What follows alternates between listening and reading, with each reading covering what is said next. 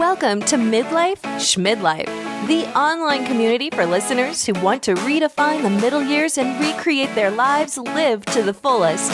Join our host, Liz Applegate, as she interviews guests over the age of 40 who are turning their maybe somedays into today and going after their dreams. Let's get the party started. Hey, Schmidlifers. Welcome to the Midlife Schmidlife podcast. I'm your host, Liz Applegate, and I'm so glad that you are here and joining us today. I want to welcome any new listeners that are out there. Thank you so much for tuning in. And for my returning listeners, thank you for being patient with my 2017 year. I don't know. That was kind of a humdinger of a year. I actually am so glad to be in 2018 and so glad to be back on the air and ready to bring you some exciting guests that I have lined up for the podcast. Now, for today's show, I want to ask you a couple questions before we get on to the interview. First, I want to ask, do you believe that self-care is being selfish? And I mean that as far as you taking the time for self-care. Do you feel selfish when you feel like that you should set aside some time to take care of yourself? And do you have a hard time taking care of yourself and setting that time aside? Do you feel that you are suffering from burnout often when you are putting the demands of your career or relationships before your own needs?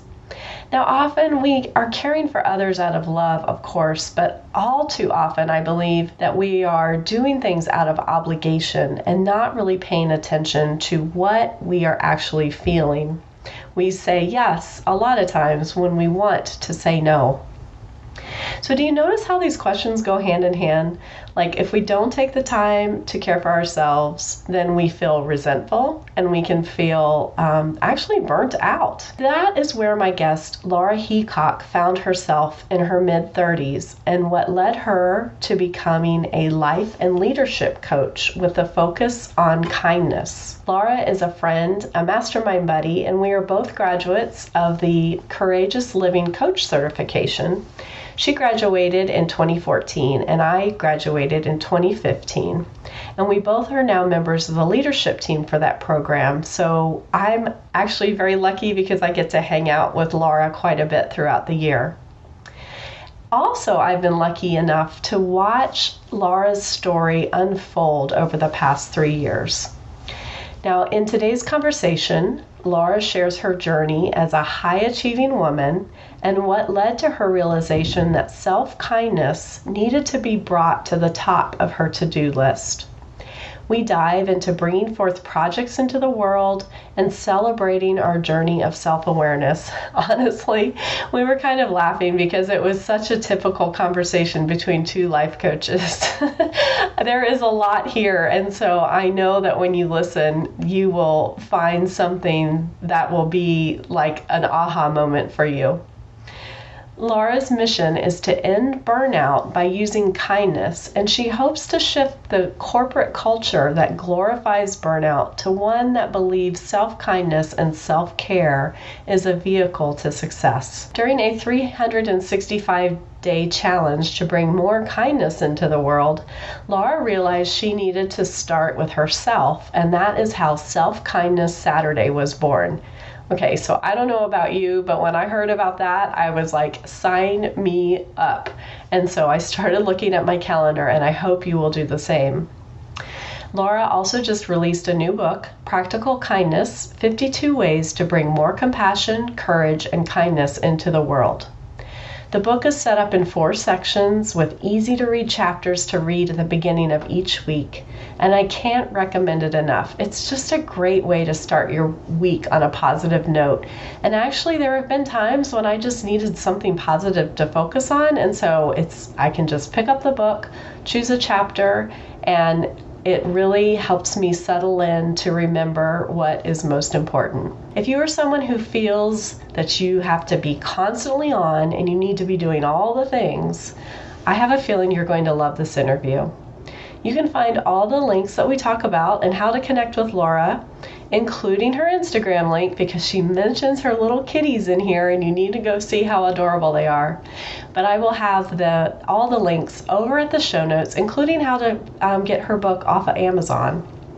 And they will be at the show notes at midlifeschmidlife.com/episode 25. I just know you're going to love this interview, and so I'm just excited to introduce you to her. Hey, Liz, I am super excited to be here. Thank you. Thank you. Yes, yes, yes. And what a great way for me to spend a Saturday morning. We're both having our coffee together and just a conversation about kindness. And full disclosure, there's a kitten on my lap, so it doesn't get much kinder than that. Yeah, exactly. It's too bad we're not having a video chat right now, but probably a good thing because I have no makeup on. Me neither. Newsflash. Yeah, but the kitty would make up for it for sure. She's sweet. Well, if anyone's curious, you can see both of them all over my Instagram. Awesome. That's right. That's right. And I will be sure to leave all the links that we talk about in the show notes. And so everyone can hop over and see her little kitties. They're so sweet. Lara, before we get started, tell me a little bit about yourself. Yeah. So I'm Lara Heacock, and I'm sort of trying to wrap my head around just being the kindness lady. You can find me a couple places in the digital world, Kind Over Matter and laraheacock.com. But really, my mission in the world is to end burnout by using kindness. It's really my own journey that started 5 years ago with Self-Kindess, and my new mission, which is to take kindness in business into corporate America to really try and shift the culture from one that glorifies and rewards burnout to one that views kindness and, self-care and self-kindness as actually a vehicle to productivity and success. I love that. So I know a little bit about your journey through Self-Kindess. Oh, and we also want to mention, and you didn't mention it, but you also have a book out called Practical Kindness, 52 Ways to Bring More Compassion, Courage, and Kindness into Your World. And we will dive a little bit deeper into that as the interview goes on. But tell me a little bit about your journey with kindness, because the first thing that, comes up, like, kindness has become your brand. You are the kindness lady, and I know you in person, and I'm lucky enough to get to hang out with you quite a bit. And why kindness? It kind of happened accidentally. Well, I'll say that with air quotes, because when I look back at my life, it turns out there was a lot of really early clues to my link with kindness. But I'll go back about 5 years to late 2013, early 2014. I was in a super stressful job. It was a commissioned position. And if any of your listeners have ever worked in a commissioned role, you know that it really breeds that if you don't work, you don't eat mentality. And it really gets you into this cycle of achieving and overachieving, which I was already really good at, to be clear. And I had been in that job for a lot of years, and I'd hit the point, probably 2012 and 13, where I knew something was off, and I'd started interviewing, and everything I went to, everyone I talked to, it was just like the same four walls, and it didn't feel any different. I knew I needed something, and I didn't know what it was. My undergraduate degree is in counseling psychology. I fell into the corporate world for 20 years. I have an MBA, but I had always looked into life coaching. I graduated college in the late 90s, and nobody, especially on the East Coast, knew what life coaching was, but I'd followed a bunch of coaches, and right around that time, mid 2013, when I was interviewing and feeling unsettled, I got an email from this coach that I'd followed, Kate Courageous, saying that she was launching a training program. And I just jumped on it. Yeah. So then in that year of 2014, I was still doing that same like crazy commissioned, like super achievement oriented, like I worked on my honeymoon kind of situation. And then I added a very intensive life coach training program to it. I also had taken over Kind Over Matter in late 2013. So I was blogging for the first time. And on top of all that, I decided that I was going to add a project for myself, the 365 Days of Kind project, which was amazing and wonderful. And also the thing that really tipped my scales into burnout. Because when you're already pretty stressed and then you finally are doing the thing that you love, but you have to do all of the hard things, and you add a project where every single day you have to figure out a way to be kind somewhere in the world. It's like, what is even happening? So round about like 3-ish months into that project, my shift started to focus. My focus started to shift. I'm only halfway through my coffee. Forgive me. My focus started to shift. And I just decided one Saturday, I was like, F it. I've got to just take a day off. I've got to give myself some time. And that's where Self-Kindess Saturday was born.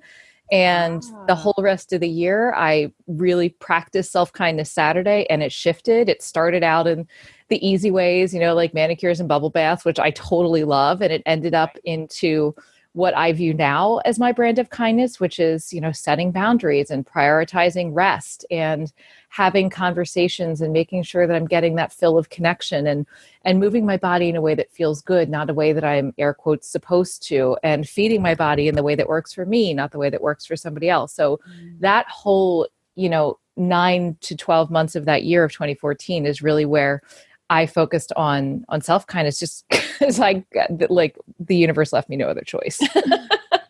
Well, thank you, universe. I mean, yeah, thank you. Right. When we're not listening, it sure does hit us over the head big time, right? Lady, let's get real with all this stuff. No, I really think you needed one more thing in all of that, honestly. Probably. I mean, I probably should have tried to move or something else in there. Exactly. Move across the country. Why not? Sure.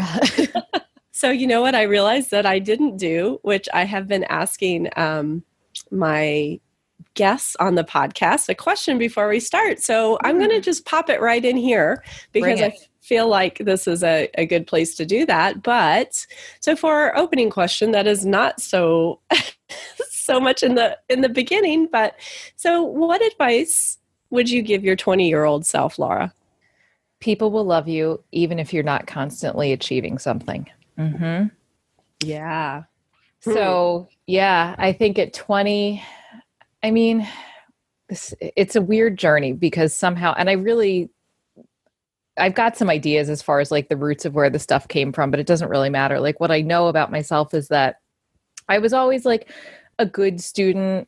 I never really worked all that hard. I'm very lucky and I was able to do well enough. I never really pushed myself, but then suddenly something happened and I don't know where it happened, but it was somewhere in that early 20s period when I first went out on my own, started making big decisions. And I just got wrapped up in this whole idea of, achievement is what's rewarded. And, you have to be the strong one. You have to be there for everyone. You can't have any, quote unquote weakness, vulnerability, anything like that. But yet I would notice myself getting really pissed off when people couldn't read my mind and tell something was up because, well, I was always there for them. And why shouldn't they return the favor? And it's well, people only know what you tell them. So I just really had that duality of not wanting to be vulnerable, but, desiring that reward for achievement, but being,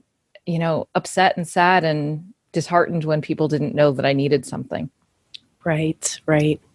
And isn't it interesting when you look back on that really was the start, or maybe not the start, but it was still in this journey that you were taking that would lead you up to this point where now all of a sudden, I need self-kindness because I'm totally burnt out from the trajectory that I've started with all this type of expectations I have on myself and others, really. Yeah. I mean, if I think back in I think I was 25, I think it was 2005-ish. So somewhere in there, early 2000s, I have what I now affectionately refer to as the best, worst year of my life. And when I look back at that year, I can see how just absolutely unkind I was to myself. I mean, it was truly it was the hardest year of my life to date. And I was terrible to myself. And it literally breaks my heart. It physically pains me to think about how I treated myself, physically, emotionally, all things in that year. And it took another 10 to 12 years beyond that of striving and achieving and trying to make myself feel good through, in this commission job, it was I was very lucky and I got to buy a lot of really fancy bags and I drove a really nice car and I had a, closet that was exploding with shoes and I could afford to replace my wardrobe through my ever-changing body because I was constantly punishing it or ignoring it. It was another 10 or 12 years of that lifestyle before I started to actually treat myself with kindness. Mm-hmm. Right, right. Well, one thing that I know that I always like to remind my clients of, and I'm sure you do too, is the journey that has gotten us here where we are right now is so full of lessons, and what we've learned is just an opportunity for us to put that out into the world. And so I really I hate that you had to go through all of that. I think our 20s are so rough like that. Like, man, they suck. I wouldn't do them again. Suck. I would not do it again. Nope. I wouldn't either. And I look at my sons and, and they're all in their 20s, and I'm just thinking, oh my gosh, I just feel so bad for them. Just to watch the lessons that they have to learn on their own, it's heartbreaking to me. But then reflecting back on where I was in my 20s, and it's just like, yeah, I had to go through all of that, unfortunately, but fortunately at the same time, to get to where I am now. Just wanted to do that little plug, because I've had to do a lot of, for me, I had to do a lot of forgiveness for myself as well from that time in my life. So I love that you could come through that and then have, just develop this awareness that kindness is needed, self-kindness is needed for yourself, but also for the world. So I just wanted to say thank you to your 20-year-old self. Aww. Well, thank you. And, you're so right. You can't learn the lessons unless you go through them. You know what I mean? Like if my parent or somebody older than me, I have a cousin that's 10 years older than me, and she and I are very close, but it's like, I still had to go through it. You know what I mean? Right. Like I wouldn't have come out to the place where I am now if somebody had just tried to tell me the things that I learned for myself. And I also am a big believer in timing. And I think that everybody has their point in timing. Like there's a reason that best worst year at 25 wasn't the time in my life where I learned to be kind to myself. It was probably the time in my life when I was most unkind. But then there's a reason that, 12 years later in my late 30s, I was able to adopt that lesson and to learn that lesson and to really integrate it and have it be a part of who I am. Yeah. And so what was that process like? I mean, I'm just curious, because I know that when people start off on something that, it's kind of like they feel this pull to do it. There's a lot of self-doubt that kind of can come into that process of starting. And tell me what that process was like for you. It's funny that you just mentioned self-doubt, because it's been a number of years now, and I had forgotten almost what it was like at first. Because I remember thinking, like, I have this distinct memory of, sitting in my neighborhood nail place and, doing a self-kind Saturday and thinking, like, what are people going to think? People are going to think I'm selfish. I'm supposed to be, quote, I'm supposed to be doing an act of kindness every day for a year for someone else. And what's everyone going to think when I start, doing self-kindness Saturday? And for whatever reason, I'm just going to go back to timing again. I did it anyway, which I know you and I talk a lot about, right. Courage. And my belief system is that that's pretty much as good as it gets. Like, fearless is not a thing, and never feeling, scared or never feeling the self-doubt. Like, I genuinely don't think that exists. I think that the balance can change, but if you can really notice that you are, scared of something or feeling that self-doubt come up and continue and do the thing anyway, like that to me is like keys to the kingdom right there. So I absolutely was worried more about what are people going to think. So, and that's generally the root of my self-doubt. Like, it's either not good enough or what are they going to think? I come back to those two things. So This one particularly triggered what are people going to think? But I was just, I don't really know. Divine intervention, call it what you will. I did it anyway. Mm-hmm.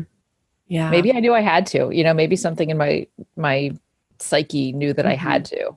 Right. And there are times in our lives too, where, there just is this, when you begin to listen to the signals that your body is giving you, or maybe, I don't know if we want to call it a mistake or something just keeps repeating itself, whether, maybe the players are different, but the way that it plays out is continual. And we start becoming aware. Sometimes we just know that no matter what our inner feelings are. We really do need to just do it anyway. Mm-hmm. And it's always interesting to me how self-care can trigger this place within us of being selfish. Mm-hmm. That, yeah, there's like such rich territory in there, like, things to uncover. And it goes back to what I call, the good girl rules about how we're supposed to be, put ourselves last and always be, aware of the needs of others and that kind of thing. And wow, that's just, I'm shaking my head like, oh my gosh. Well, and like the one that really like gets under my skin lately is that you have that concept of having to earn it. And I notice I hold myself to that standard of like, when I do all these things, then it's okay. Right. Like, and even back to like this original story that we're talking about, it was like, it was on a Saturday, right? So it was like, I had done all the achieving Monday through Friday, and then Saturday I had earned it. Like I'd earned that self-kindness. And really a lot of my work now is on flipping that script and saying like, because I know to be true, like I know to be true about myself, that when I do rest and when I do take care of myself, and, like this morning, I made sure that I was up in time so that I had some time to meditate before you and I jumped on together, because I haven't all week. And all week I've been just talking myself out of it because there's so much to do. And I know for myself to be true that when I do flip that order of operations, that things are better. Like I feel better. I feel, I feel calmer. I feel happier. I feel more connected to myself, which allows me to connect to other people. So really flipping that script of you have to earn it, or you have to deserve, the right to be kind to yourself. Like, no, you wake up in the morning and you've earned it. You deserve it. And even if your to-do list has 27 things on it, you still like rest should be, caring for yourself, whatever it looks like in a given moment. Like that's still allowed. It's still okay. Exactly. Yeah. It's just like my wheels are just turning out on this conversation, and how interesting, and I'm not sure that interesting is the right word, but just how interesting it is that when we do take care of ourselves and we do extend the self-kindness, and I totally love Self-Kindness Saturday, by the way. Thank you. We show up better. I mean, our whole worlds become better. How we show up in the world, how we interact with our partners, with our friends, in the workplace. And we really do. And yet we forget all about that. And we can put this self-care and self-kindness at the bottom of the list. And then hopefully when we get to that bottom of the list, we'll have enough energy to do those things, and how it can totally shift when we put that at the top of our list. So simple, but not so simple. But not, yeah. It's, what's the phrase? It's simple, but it's not easy, or something like that. Yeah. That's exactly how I feel about it. Because it's like I do, I'm telling you, like I feel completely different now because I gave myself that 15 minutes than I did every other morning at, 10:30 Eastern time this week. Right. And I know that, but did I do anything about it on those days? No, because, I'm a work in progress, and we're all imperfect, and we're all doing the best that we can. Yeah. So it's interesting. Well, I love that you're helping other people discover that. So that's just awesome. Which brings me to your book. Yay! Which I totally love this book. I have to tell you, I can't tell you how many times I just feel like I need some, just some little reminders. So I just wanted to give you some kudos for that. It's 52 ways. So basically it's set up, right, that it's like once a week. Mm-hmm. Is that how it's set up? Or yep, exactly. Once a week, because I feel like that's a really accessible place to start. Like I started with Self-Kind Saturday once a week. I feel like, I think a daily practice is great, but for a lot of people that feels overwhelming. I'm not can really do anything on a daily basis. And also like a lot can happen in a week. So if you give yourself a little bit of kindness focus in a week, it tends to be something that's, easy to integrate, easy to maintain. And you can actually, I'm a big fan of getting yourself an early win. So if you want to start bringing more kindness into your life, let's give you some wins. Let's make it accessible and easy, because if not, we get discouraged and it's just something else we hold against ourselves. Right. Yeah. And so how you have the book set up, it's 4 sections.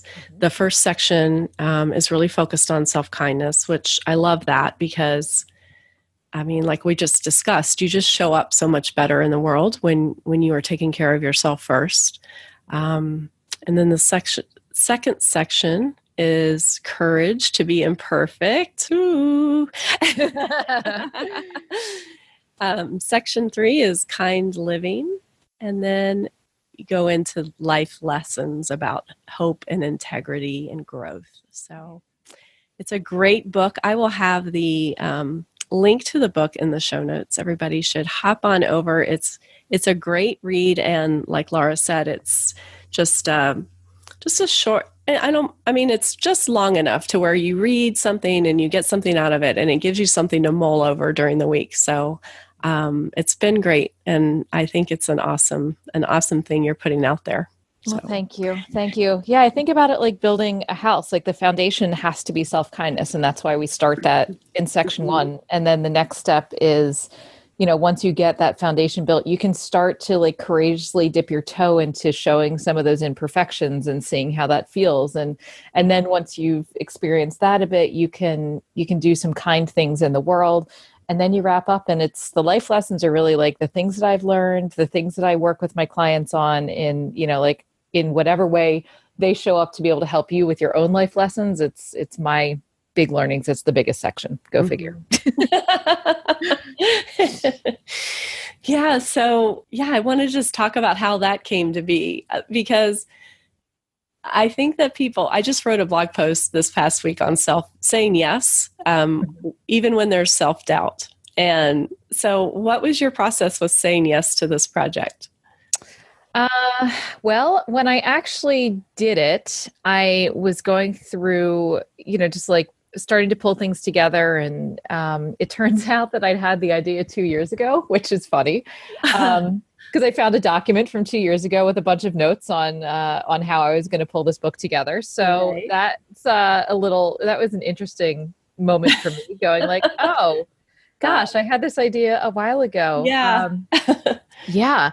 But I think that I had an interesting, and I think this happens a few times in our life if we're lucky, that you hit a moment where maybe like all of the little steps that you've been taking end up in some big shift. And I had one in like late fall of last year. So like towards the end of 2017. And I just got this long burst of creativity and motivation and clarity. And I just kind of pulled it together. My process is typically, I get easily frustrated when things are hard because I don't like not knowing what to do. Like that's right. Very much outside my comfort zone. I like to be the smartest girl in the room. I like to know what I'm doing. I like to have it all locked down. And I reformatted this book so many times that I was like, I am still amazed that I actually got it done and got it out into the world. But I just got into a groove and I felt so good about it. And my self-doubt, and Liz, you were around for some of this, where I would just go, well, I'm just going to self-publish, or, well, it's just me pulling together, a bunch of posts. And right. Our wonderful third mastermind member, Joe Casey, said to me, Lara, every book is just a bunch of chapters. And I was like, oh, right. Oh, I can really start to step into that. And I was, we talked about the simultaneous feelings, right? Of like that fear and pride. And I was really battling with both of those. And, all the old stuff comes up. What if nobody likes it? What if it's not good enough? All of those things. But right. I was just able to consciously step into that place of, like I did write a book. I did put this together. I did create this and put it out in the world. And I'm really, really proud of it. And I'm really happy that it's, I'm getting amazing messages and things. And it makes me so thrilled that, 2 years later, I got it out there. Right. Well, it goes back to what we were talking about before. Sometimes, the timing just has to be, we have to go through these things in life, and then the timing is right. And so sometimes I feel, this podcast is another example of this. I had this idea for a podcast where I wanted to share these inspiring stories and talk to people who had these great things to share and focus on, women who are just kind of coming into the middle years of their lives and trying to figure out who they are now and wanting to, make these great things happen and start, they've been doing for others for so long, and now it was time to start doing for themselves. So I had the idea for that podcast back when podcasts were not a thing. I mean, it was kind of like, I was probably in my, it was probably 5-6 years ago. And, again, all the self-doubt was coming up. It was kind of like, oh, who's going to listen? No, maybe it's not such a good idea. Who would want to even be on the podcast? I mean, all of these things. Oh, and then the other one too was, I don't know how to do that. I don't know how to launch a podcast. Probably the same thing. Like, I don't know how to self-publish a book. Exactly. Right. Exactly. All of that comes up. Right. And then it just kind of gets to be where I feel like things start taking a life of their own. Like the thought of doing the podcast, and probably for you, the thought of the book, just the energy behind that, it almost starts to become, and I know this sounds kind of silly when I say this, but its own energy force. It's kind of like it wants to be out in the world. It's just, I agree. To. Yeah. And so then all of a sudden, just the timing is right. So I want to encourage anybody who's listening that if you've had an idea that's been sitting on the back burner, it's okay. It's okay. It's okay to realize that, maybe now is the time to take a look. And it's okay if it was 5 or 6, even 10, 15 years ago, can revisit it. I love that you just said that, because I was literally sitting here. You took the thoughts out of my head and just thinking like, and it's okay if you didn't act on something. Like, it's okay if that timing wasn't right. And it's okay if that self-doubt won out. Like, I think that as, women especially, we are so good at adding things to our list to hold against ourselves. So, shifting that paradigm from, man, it sucks that I didn't put this book out 2 years ago, to this is the right time. And I probably wouldn't have felt as comfortable, promoting it and talking about it and, putting it out there 2 years ago as I did now. Like, now's the right time. Like, and you had said it earlier, Liz, forgiveness. I think that is such a key, because again, otherwise it does become just one more thing we hold against ourselves. Like, it is so okay if there's something out there that, your listeners want to do and haven't done yet. Like, it's totally cool. And think about, maybe now is now the right time. And if it's not, you'll know when it is. Mm-hmm. Right. Yeah. And I love talking to you, Lara. I mean, seriously. I was like, literally, that was the exact thought that was in my head. I was just like, yes, it's okay. It's okay if it's not the time. And I think that I'm, I don't know that I'm 100% there with the forgiveness of that 20-ish year old self that we were talking about earlier. But I think I'm really pretty firmly rooted in the forgiveness of like, okay, I didn't do this 2 years ago. And I can very clearly see why, and like why things are sort of happening on the timeline that they're happening, and being okay with what I haven't done. And, what maybe in 2 more years, I'll look back and say like, oh yeah, that idea popped up back then. That's cool. And now I have another project to release into the world. Exactly.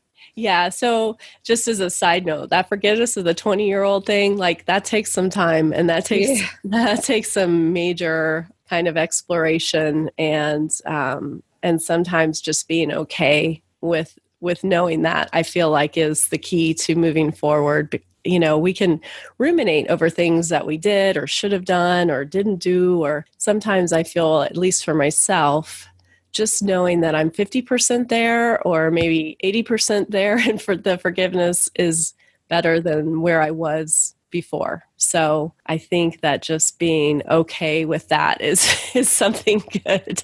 So yeah. And look, I will thank you for that, because I will be very transparent, and like that, the thought of how I felt about myself in that part of my life, and that I needed to like look into that, hadn't even occurred to me. So thank you, Coach Liz. And permission. It's all now I've got something to work on and look at, but I think that's a really big thing. Like, to really integrate all the parts of yourself and to accept for what they are and what they were. And right. Yeah. Right, because you honestly are new to this whole over 40 club, or 40 and over club, I should say. Yes, I am. Yes, I am. I'll be 41 in a couple months, but yep. Yeah. So welcome. 40. Thank you. Thank you so much. We're so glad you're here. Good to be here. I got to say, it was 40 started a little bumpy, but my cousin that I mentioned earlier, who's 10 years older, she just turned 51, and she said 50 totally sucked and 51 feels great so far. So I'm like, cool. We're usually, in similar. I was like, great. So I think that's going to be the way it goes. Like 41 is going to be amazing. 40 was a little rocky to start, not because I was like weird about the number, but just like it was just like there was some rocky stuff that happened when I turned 40, and I feel like there was a little bit of a light switch with my body where it was like, hey, lady, we're going to change a lot of stuff up on you. Yeah, your body does do that. It's not slow. No. Yeah, it's interesting how that happens. Yeah. So, but now I'm working with it. Now we've got a little bit of a groove going on. So yeah. Well, I have to tell you, so we got to see one another last month, and I was just like, I don't know if you remember, but I looked at you. I was like, oh my gosh, you look amazing. So whatever you're doing, it's working wonderfully. So self-kindness, baby. Like really. Hey, self-kindness Saturdays. Let's do it. Yeah. Like listening to that body, like not ignoring it and not, pushing it and not punishing it, and just really trying to have a kind relationship with it. Yeah. Right. So you have two parts of your business right now. You have kindovermatter.com, and then you have laraheacock.com. And we've discussed this in our wonderful mastermind about, those two parts, and tell us a little bit about that. Yeah. So it's really like the two parts of my business are, I'm kind of settling into this whole life and leadership coaching. So Kind Over Matter is all about, the personal coaching, the personal practice, the life coaching and working. And I tend to work with a lot of people, men and women, who similar to me have hit the point of burnout. And that's not necessarily how they're feeling. A lot of times it shows up as like, I think I need to change my job, or I'm feeling disconnected. But really what it comes down to is building that, like I said about the first section of the book, building that foundation of self-kindness and what it means for them. And that's really the message of Kind Over Matter. It's all about life getting better when you're kind to yourself. And then the newer piece of my business is housed at laraheacock.com. And it's focused on, after years of working with people that had a very similar story to mine of being, mid-career professionals, like late early life to early midlife people that are hitting that point of not knowing what's next, and really seeing that it is my experience of being burned out in corporate America is not unique to me. It is really an epidemic. And what I am doing now is going into companies and working on that kindness in business, and how can we work to shift the culture so that you are successful and your employees are bought in, and you can actually create a culture that is kindness based and that is not going to reward that that busy busy-ness mentality of always having to be on, that leads to burnout, because study after study after study shows that that's actually a negative impact on productivity and on everything that companies want. So that's the business side of kindness. Mm-hmm. So when we look at Kind Over Matter, and then you have laraheacock.com, and so it sounds like it's two. I love that it's two, I don't want to say two focuses, but it's almost geared to two different audience with the umbrella of bringing more kindness into the world. And I'm wondering, is that how it feels to you? Has this been like an evolution of your business, or has this been one of those projects that you've been thinking about for a while, or just can you share a little bit about that? Yeah, no, it's definitely been an evolution.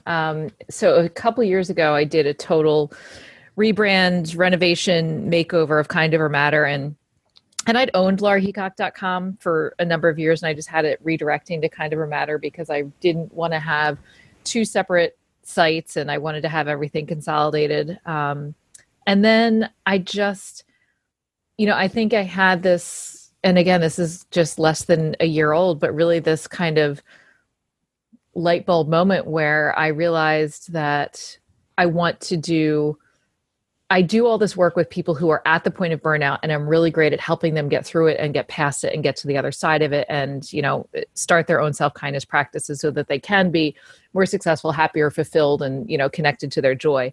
But I want to get underneath of it. I want to get to the root. I want to go into the place that's causing it, and I want to do something about it. So I killed the redirect, totally did a brand new design of LaraHeacock.com.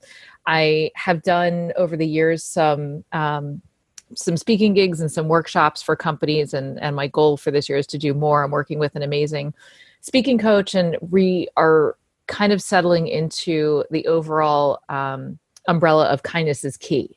So if you think about like kindness is key being at the top, on the one hand, when you're at the point of burnout, the self-kindness is the direction that you need to go. And there's a ton on Kind Over Matter that helps you start that journey. And then if you are a person who is in a company or in a leadership position and you really want to create a culture that promotes, kindness and does not glorify busyness and burnout, then we talk about kindness in business and, doing workshops and speaking and working with leaders on that. Mm-hmm. Yeah. So what stuck out to me in all of that, and I mean, there's so much there, but what I find very interesting and I feel is something to make note of here is when you've been in the online business world for a while, like we have, there's all these, quote, I'm using air quotes, gurus who tell you, you should only have one focus. You should only have one website. You should have all your stuff go to one place. Mm-hmm. And I love that you identified that, nope, that's not working for me now. It's time to do my own thing and what feels right.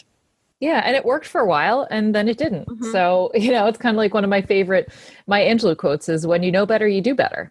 Mm-hmm. And, when it stops working, then you just do something differently and it's okay. And it's not, and a lot of people said like, are you keeping Kind Over Matter? Like, yes, I'm definitely keeping Kind Over Matter. It's a big part of the work that I do. And I love, I write every Monday and then the rest of the week we have amazing guest writers. So I love being able to put other voices of kindness out into the world and creating and providing a platform for people to talk about their own framework all under that kindness umbrella. But yeah, like it worked for a while and then it didn't. So now I'm doing something different. Yeah. And it's okay. Yeah.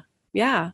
I just love that because I feel like when people are getting started, they're quick to, and this doesn't even have to be in business or online business. It's really about about anything really. When we're getting started, we're quick to look for outside advice. We're quick to look at other people telling us the way that we should do things. And there just comes a point when you need to realize that this is what feels right for me. This is the direction I need to go, and do that thing. Do it that way. Do the way that speaks to you, because that's what's going to keep you involved in whatever it is you're trying to do, whether that's learning to paint or starting a business or changing careers. I mean, just being true to yourself, I feel, is very important.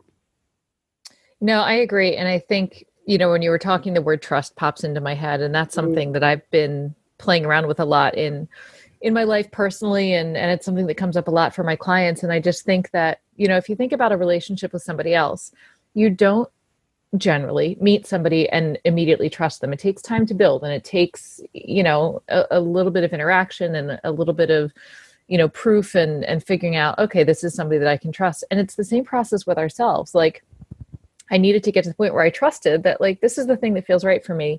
And I trust myself enough to know that I'm going to do it. And, gurus out there may say that that's not the right way to go.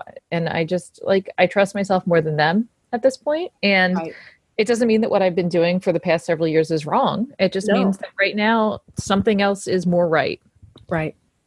I agree. And again, it's that process. We talk about that kind of journey of going through, where we begin, and then learning as we go, and then learning more about ourselves as we go, and learning more about the project as we go. I mean, it's all such a journey and such a process, and being able to then just accept this new iteration and this new evolution that you are going through, for example, is it's just beautiful.